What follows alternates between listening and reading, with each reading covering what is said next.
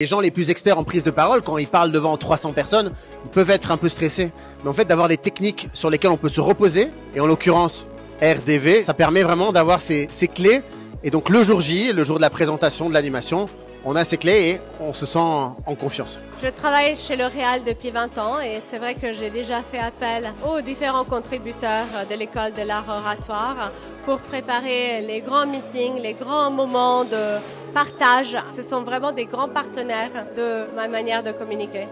Et oui, ça rejoint l'art oratoire puisque certes, l'argument, la stratégie, le contenu, le fond, mais porter la chose, la porter physiquement. Un débatteur, c'est quelqu'un qui occupe l'espace physiquement. Et là va être la clé du travail.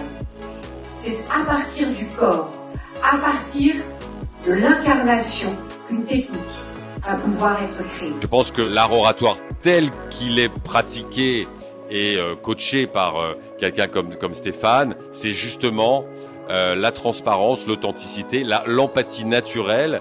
La fonction d'enseignant que j'ai eue toute ma vie est beaucoup plus grande que ma petite personne. Et en général, c'est le cas. Toutes les fonctions que nous avons, qui consistent à diriger, animer, motiver des gens, sont des fonctions qui sont plus grandes que nous. Et par conséquent, nous devons les incarner. Très beau fil rouge des 50 ans, avec bons interlocuteurs au bon moment. Il y a cette technique que vous enseignez ne vient pas de nulle part.